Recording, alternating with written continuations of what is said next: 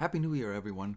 So, for the first new comic book day coming up Wednesday, January 7th, my first recommendation will be it's going to be something not quite new. It's this 50th anniversary of the first ever crossover between Marvel and DC. It's called the story is called Battle of the Century. It's a crossover between with Superman and Spider-Man. So back when Marvel and DC knew how to do crossovers, of course they picked the flagship character from DC, Superman, the flagship character from Marvel, Spider-Man. 50 years, 1976. This came out, written by Gerry Conway, and with art by Bob Wycheck and Dick Giordano. It's really good. When I first read this, I was like 10 years old. All I remember is this one scene where Spider-Man gets really mad at Superman and throws like the hardest punch he could ever do, and of course he winds up breaking his hand doing it. That's basically all I remember. But it's a really good story. It's like a really long story, as you can imagine. This is a Treasury Edition, which means it's bigger than a normal comic book, which is great. You can look at it. The art spectacular.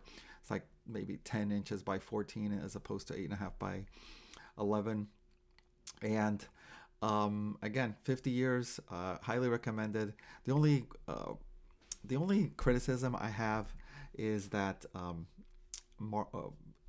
both Marvel and DC, they priced this at $20, which is kind of crazy because the original price of this.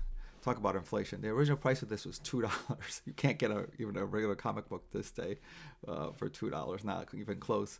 To put this at $20, you really, these companies really have a chance to draw in new comic book readers with this.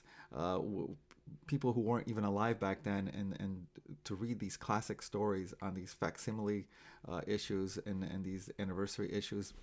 And they're blowing it because by pricing it so high, they're discouraging people from buying it. If you can afford it, please, I highly recommend this. It's a great story, but they're really blowing it with this because they can have a chance to bring in new readers on these classic stories. And for pricing it for $20, it's crazy because you're not paying for a writer for a new story or an artist for new art. So I don't get this, but that's my only criticism of it. But I highly recommend this for this coming week.